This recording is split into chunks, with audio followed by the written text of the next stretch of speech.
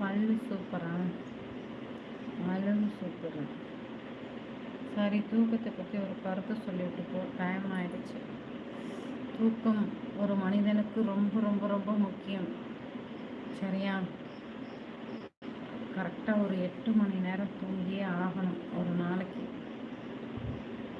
8 மணி நேரம் நம்ம அந்த மூளையை தூங்க விட்டுட்டோமாக்கும் மற்ற டைம் பார்க்குற வேலையெல்லாம் சுறுசுறுப்பாக இருக்கும்.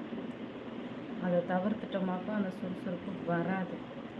அப்புறம் ஒரு மனிதன் எவ்வளோ நாள் வரைக்கும் தூங்காமல் இருக்கலாம் அப்படின்ற கணக்கெல்லாம் இருக்குது. அவ்வளோ நாள் தூங்காமல் இருந்துட்டு அவனுக்கு உயிரே போயிடும், அந்த மாதிரி இருக்குது.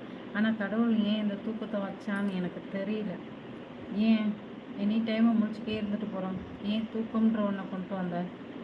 பாதி லைஃப் டைம் தூக்கத்திலே போயிடுது. இதுக்கு என்ன வழி? தூக்கம் எப்படி வருது? தூக்கம் எப்படி இருக்கும்? காட்டுற மாதிரி கண்ணுக்கு தெரியாமல் இருக்குது அந்த தூக்கம். தூங்கிட்டா நாமளே என்னன்னு பார்க்க மாட்டோம். எப்படி இருக்கும், என்ன பண்ணுறோம்னே தெரிய மாட்டேது. தூங்கும் போதே சில பேருக்குலாம் உயிர் போயிடுது. எப்படி உயிர் போனால் நம்ம எங்கே போகிறோம், என்ன ஆகிறோம் அப்படின்ட்டு தெரியல. அதேமாரி தூக்கத்துலேயும் நம்ம தூங்கின செகண்டில் என்ன ஆகிறோம்னே தெரிய மாட்டேது. இப்படி நிறைய இருக்குது. தூக்கத்தை பற்றி பேச ஆரம்பித்த பார்க்கும் இன்னும்